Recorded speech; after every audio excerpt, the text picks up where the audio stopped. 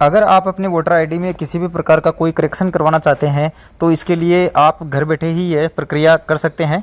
इसके अलावा आप वोटर आईडी से संबंधित जो भी काम करवाना चाहते हैं वह सारा काम भी आप इस एप्लीकेशन के माध्यम से कर सकते हैं जो हम आपको बता रहे हैं। यह ईसीआई द्वारा बनाई हुई एप्लीकेशन है जो कि वैलिड एप्लीकेशन है। तो हम आपको बताते हैं कि वोटर हेल्पलाइन एप्लीकेशन के माध्यम से आप अपने वोटर आई कार्ड में करेक्शन कैसे करवा सकते हैं। इसके लिए आप वोटर हेल्पलाइन एप्लीकेशन को प्ले स्टोर से डाउनलोड करेंगे और डाउनलोड करने के बाद में इसमें लॉगिन करेंगे। अगर आपके पास में पहले से यूज़र नेम बने हुए हैं तो आप डायरेक्ट लॉगिन कर सकते हो, और अगर पहले से नहीं बने हुए हैं तो आप इसमें न्यू यूज़र बना सकते हो। इसके बाद में हम वोटर रजिस्ट्रेशन पे क्लिक करेंगे एप्लीकेशन खुलने के बाद, और यहाँ पे form number 8 correction of entries पे क्लिक करेंगे। और यहाँ पे अगर आपका न्यू यूज़र हो तो आप न्यू यूज़र पे क्लिक करके नया अपना अकाउंट बना सकते हो इस एप्लीकेशन पे। और अगर पहले से आपके पास में यूज़र नेम और पासवर्ड है तो वो आप यहाँ पे लगा करके लॉगिन करेंगे। मैंने अपने यूज़र नेम और पासवर्ड यहाँ पे लगा दिए हैं और ओटीपी यहाँ पे डाल दिया है और मैंने लॉगिन कर दिया है। अब हम जाएंगे वोटर रजिस्ट्रेशन पे, और यहाँ पे फॉर्म नंबर 8 जो कि किस काम आता है, अगर आप माइग्रेट हो गए हैं किसी दूसरी जगह पर, या फिर आपको अपने वोटर आईडी में करेक्शन करवाना है, या फिर आपको बिना करेक्शन के अपने ईपिक कार्ड को रिप्लेस करवाना है, या अपने ईपिक कार्ड में विकलांग का मार्किंग करना है कि मैं विकलांग हूँ, यह मार्किंग करना है, तो हम फॉर्म नंबर 8 पे क्लिक करेंगे क्योंकि हमें करेक्शन करवाना है अपने वोटर आईडी में, और लेट्स स्टार्ट पे क्लिक करेंगे। इसके बाद में चूँकि करेक्शन उसी का होगा जिसके पास में पहले से वोटर आईडी है, तो हम यस पे क्लिक करके रखेंगे और नेक्स्ट पे क्लिक करेंगे, और यहाँ पे अपने वोटर आईडी कार्ड नंबर लगाएंगे और स्टेट सेलेक्ट करके फेच डिटेल पे क्लिक करेंगे।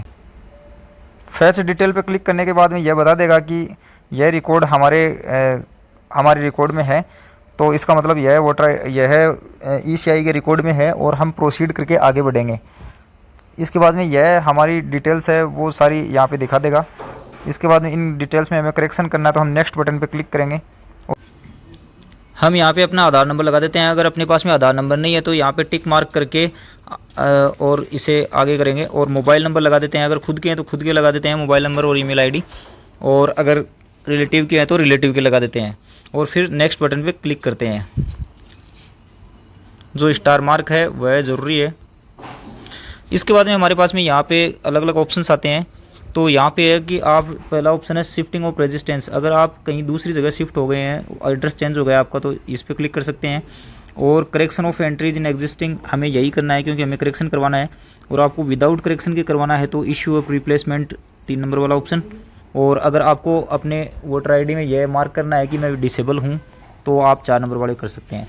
तो मैं यहाँ पे 2 नंबर पे करेक्शन करना है हमें, तो हम 2 नंबर को सिलेक्ट करके नेक्स्ट बटन पे क्लिक करेंगे। उसके बाद में हमें किन किन चीज़ों में चेंज करवाना है वो हम यहाँ पे सिलेक्ट कर लेते हैं, और उनसे रिलेटेड डॉक्यूमेंट भी हमारे पास होने चाहिए।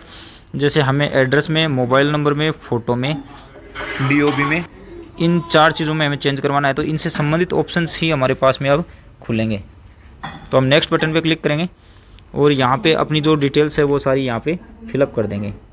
जो जो चीज़ें हमने सेलेक्ट की थी वो सारी चीज़ें यहाँ पे हाईलाइट हो जाएंगी, और वो चीज़ें हमें डाल के उनसे संबंधित डॉक्यूमेंट्स भी हम यहाँ पे अटैच कर देंगे। यहाँ पर हमें जो डिटेल्स भरनी है वो हम यहाँ पे भरते हैं। जैसे बताता हूँ मैं, हाउस नंबर है वो आपको अपने पुराने ईपिक नंबर में मिल जाएंगे, और स्ट्रीट है, विलेज है, पोस्ट ऑफिस है, ये सब आपको अपने पिन कोड वगैरह, डिस्ट्रिक्ट, ये सब आप अपने खुद भर सकते हो। और यहाँ पे सिलेक्ट एड्रेस प्रूफ में आपको, आपके पास में जो एड्रेस प्रूफ डॉक्यूमेंट है वो यहाँ से सिलेक्ट कर लेंगे और इसे अपलोड बटन पे क्लिक करके अपलोड कर लेंगे। जैसे मेरे पास में यहाँ पे पड़ा है तो मैं इसे अपलोड कर देता हूँ।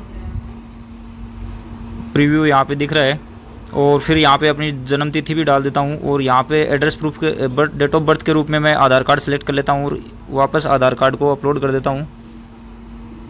यहाँ पे टिक पे क्लिक कर देता हूँ, और फिर जो मोबाइल नंबर हमने देने हैं वो मोबाइल नंबर यहाँ पे लगा देता हूँ।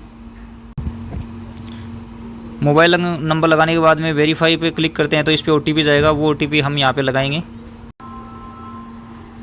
ओटीपी हम इसलिए डाल रहे हैं कि यहाँ पे हमें वेरीफाई हो जाएगी, यह अपना ही नंबर है, इसलिए हमसे ओटीपी मांगते हैं। वेरीफाई पे क्लिक कर देते हैं ओटीपी लगा करके।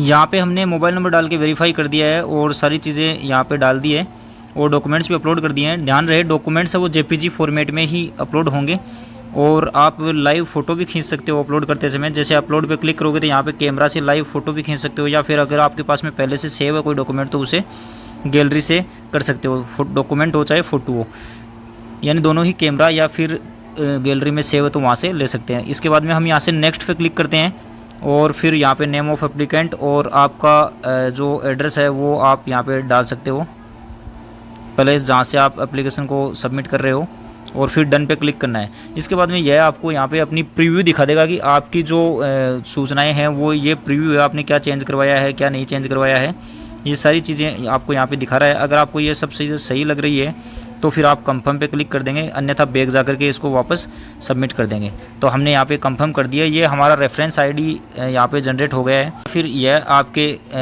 लॉगिन आईडी में भी आपको यह दिखा देगा, जैसे मैं आपको दिखा देता हूँ। ये रेफरेंस आईडी यहाँ पे है और हम बैक जाएंगे, इसको ओके करेंगे और यहाँ पे इसका स्टेटस अगर हमें देखना हो तो वोटर रजिस्ट्रेशन पे जाएंगे और यहाँ पे track status of your form में यहाँ पे वो रेफरेंस आईडी लगा करके और अपने फॉर्म का स्टेटस चेक कर सकते हैं। या फिर आपको यहाँ पे दिखा देगा कि आपके द्वारा कौन कौन सा अप्लाई किया हुआ है फॉर्म। यहाँ पे अप्लाइड फॉर्म में ये रेफरेंस आईडी यहाँ पे दिखा रहा है, यहाँ पे आपको ऊपर डालने की आवश्यकता नहीं है। इस पर क्लिक करके आप इसका स्टेटस, इस पर जैसे ही क्लिक करोगे तो यह ऊपर सबमिट हो जाएगी और फिर अपना स्टेट है वो सिलेक्ट करके इसका स्टेटस यहाँ से देख सकते हो। इस प्रकार से ये 4 फील्ड, जब ये चारों पे ग्रीन टिक मार्क हो जाएगा, BLO painted, field verified, accepted, rejected, तो उसके बाद में 7 दिन में यह जनरेट हो जाएगी। इस प्रकार से आप अपने वोटर आईडी में किसी प्रकार का कोई करेक्शन है वो घर बैठे ही करवा सकते हो। धन्यवाद।